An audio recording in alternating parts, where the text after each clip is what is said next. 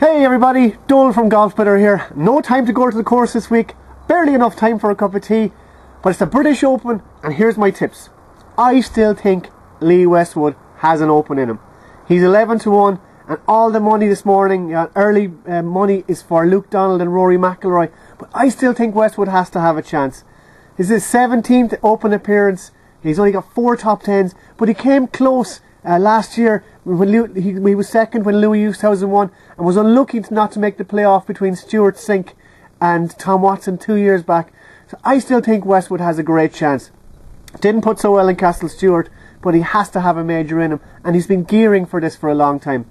Another man I think has a great chance this week is Sergio Garcia. He seems to have got his putting stroke back, top 10 at Congressional, got into that playoff with Laratabal in Munich, 6 top 10s at the Open in the noughties. Garcia, we know he's got that brilliant ball striking for links courses, was a great amateur on the links, won the British Amateur on links. So Garcia from 30 to 1, I think, and wouldn't it be a great way to finish the comeback or complete the comeback with a win.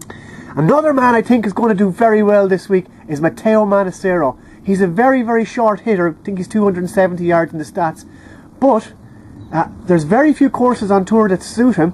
But I think Sandwich is going to suit him nicely. He won the Maybank Malaysia Open and a lot of insiders made a lot of money on him because that's one of the very short courses on tour. Sandwich is also short.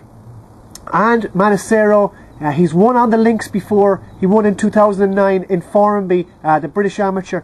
So Manassero on a short course, I think he'll do well at 50 to 1 is very generous odds. I looked at 2 guys as well that are 80 to 1. Freddie Jacobson, great US Open, and maybe except for the final round when he fist pumped his way to a 4-putt, but I think Jacobson could have a say at Sandwich. His last great year was 2003. I know it seems a long time ago, but he won twice, played well in the US Open, and then he tied 6th at Sandwich in 2003. This year has a lot of parallels. He won the Travellers, played pretty good at the US Open, and he's going back to Sandwich. We all know he's a great putter, a great fighter, a great fist pumper. So Freddie Jacobson 80 to 1. Now I had a look at the weather forecast specifically to see if Angel Cabrera could have a chance this week.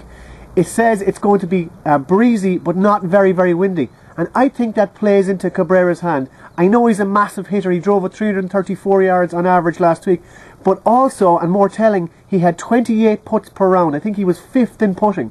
Now if Angel Cabrera can get his putting boots on and he can play like that next week, I think that he can have a great say. He's 2 long odds at 80 to 1 to ignore. Finally, I just want to mention Tom Lewis.